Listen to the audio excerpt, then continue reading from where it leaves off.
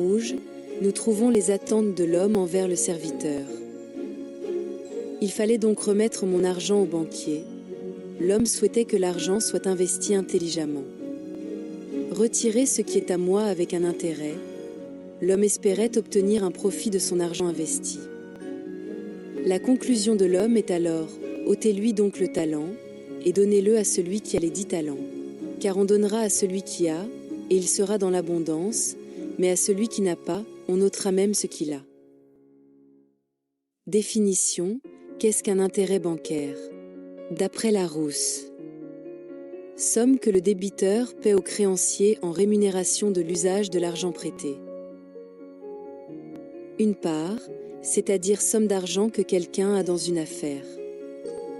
Et d'autres recherches indiquent que c'est une forme de rémunération pour le prêt de fonds.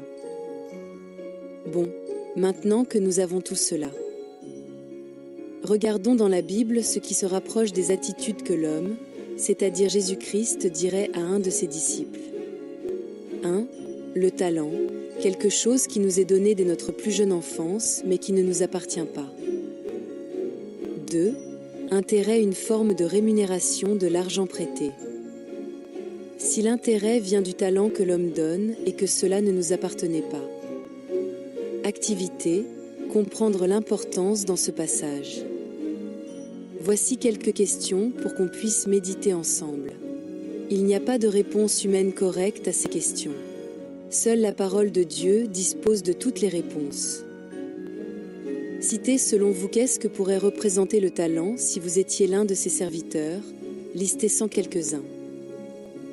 Maintenant que vous avez listé vos talents, Dieu nous fait comprendre que le talent qu'il a donné à son serviteur dans Matthieu 26 n'est qu'un prêt, cela ne lui appartient pas.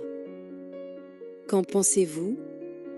Trouvez dans la Bible qu'est-ce qui pourrait être l'intérêt attendu par le créancier, ici Jésus-Christ.